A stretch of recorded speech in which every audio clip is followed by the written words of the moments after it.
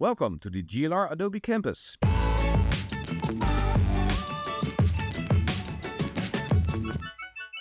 In this tutorial, we are going to focus on creating a spread for a magazine. So it's going to be based on print, and I want to use the millimeters as measurement.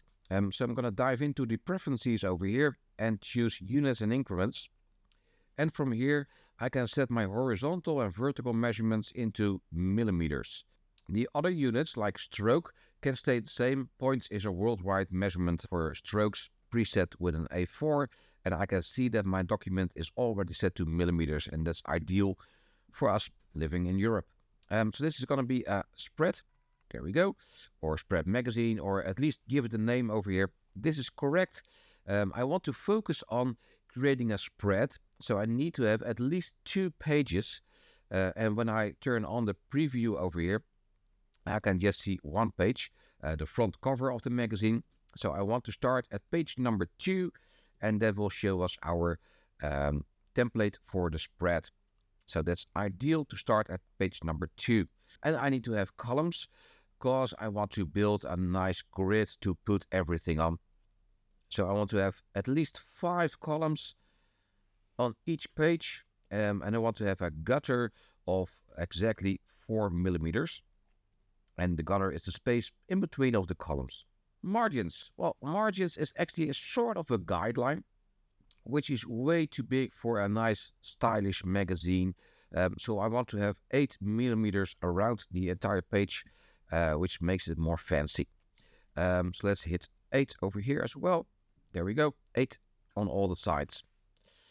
Then there is the bleed and slug. Well, this magazine is going to be printed, so I need to make use of some extra space around the page for bleed.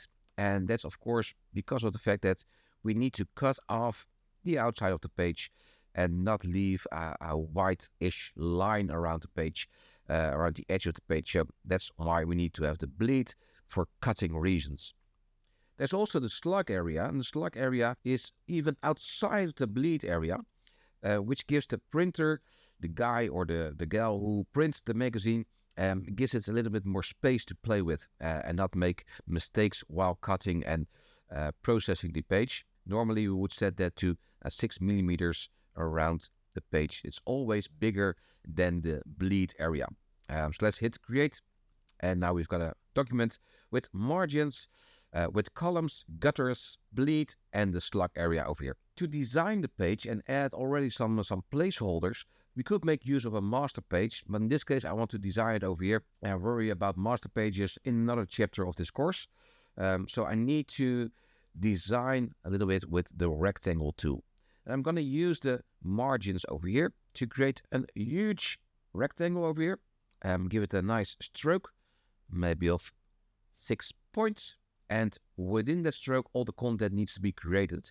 But it gives me a little bit of an issue over here, because my column over here, it's attached to this stroke area over here. So I want to have a little bit of extra room around my columns. Exactly the same room as over here, actually. So I need to make sure that my margins are slightly different. So I'm going to go into my margins and columns to deal with the margins over here. And I want to deselect make all settings the same, because the outside, so that's the left and right side of the spread, I want to multiply it by 2. So of course it's 16, but we can multiply it by 2 easily like this. And now I've got 60 millimeters, which gives me also a little bit of space. And I think that's needed because of the design principles. Just give it a little bit of air around the text. Let's hit OK. And to finish off this grid, I want to add some extra guides. Let's choose for layout and create guides. And in here, I can divide the page in 3 segments. Of course, let's hit the preview button as well. And it will give me some extra guides. But I don't need to have a gutter. So this is ideal to make a rule of thirds or something like that. That will work perfectly. So let's hit OK. And I think we're all set now with creating our grid. And let's fill the grid with extra elements in the next video.